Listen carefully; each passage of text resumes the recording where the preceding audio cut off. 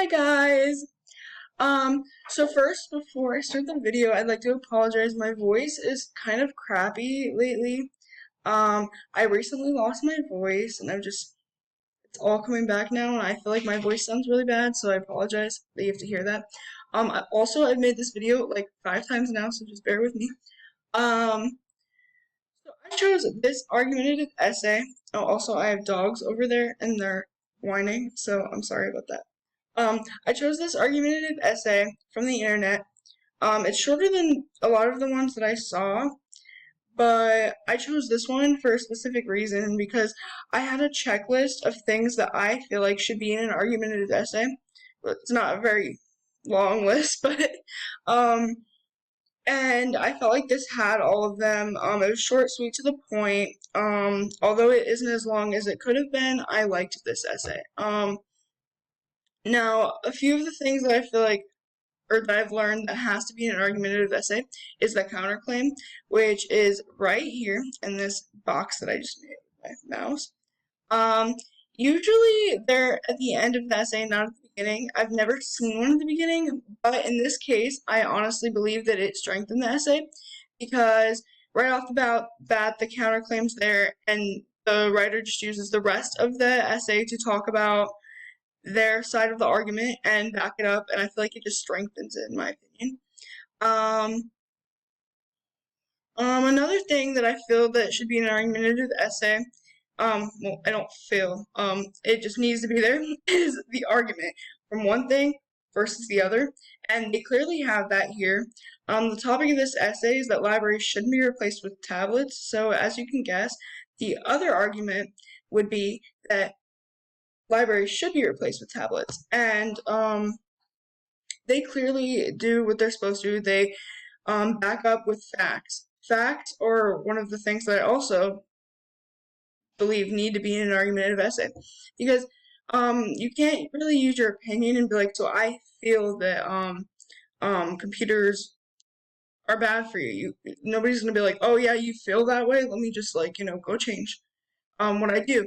No, it's got to be a fact, and they do use that here a lot. They use very good facts, like a study done on tablets versus book reading found in that people read 20 to 30% slower on tablets, retain 20% less information, and understand 10% less of what they read compared to people who read the same information in print. That is an example of a fact, and that really helps back up and support the argument.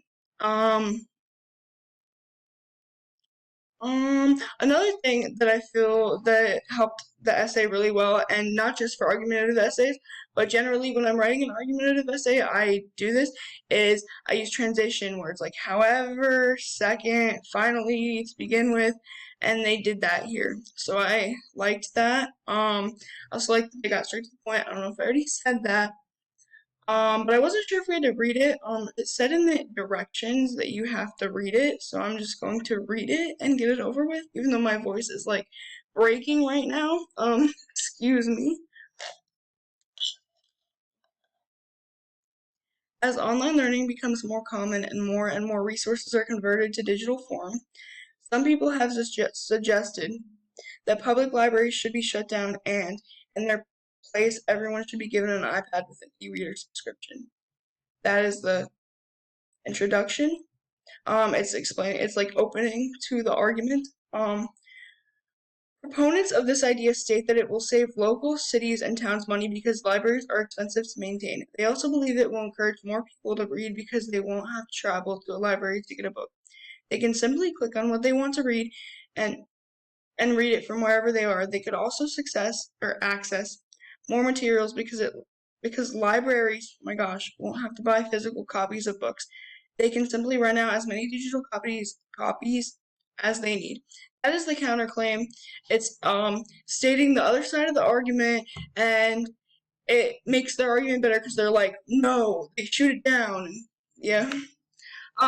However, it would be a serious mistake to replace libraries with tablets. I highlighted that because that is basically the topic, the thesis statement.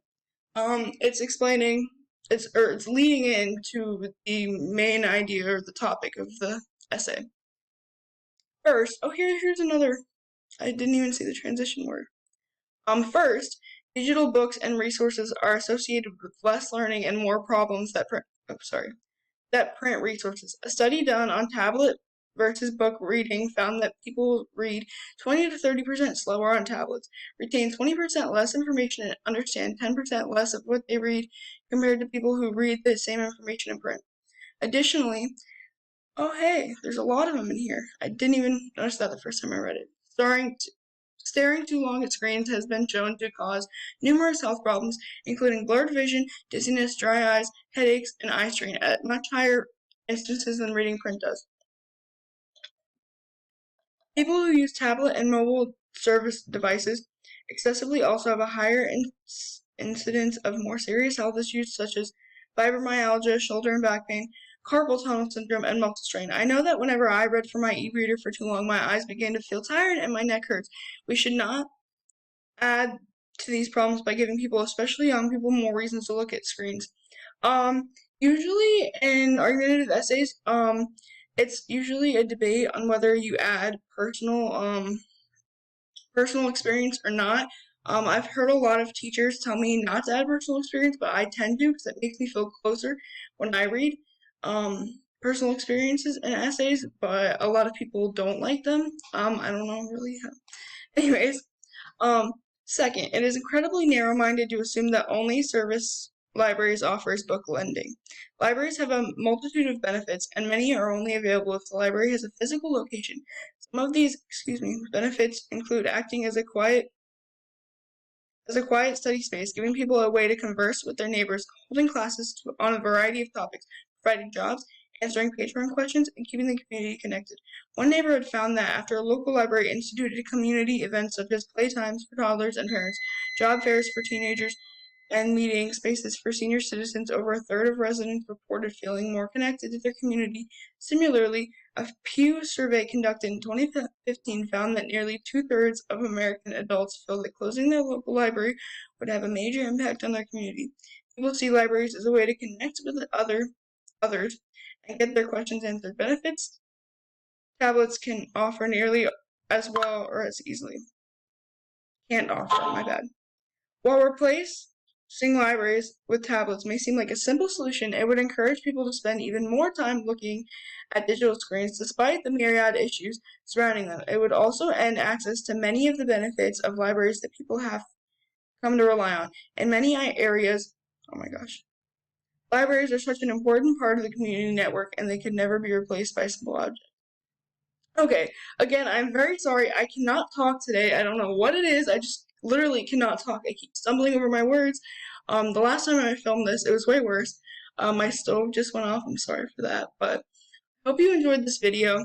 I really think that this was a good choice. For an argumentative essay, it had all the things that it needed to have, and I hope I did this right. Have a good day. I hope you guys had a nice Thanksgiving. Bye.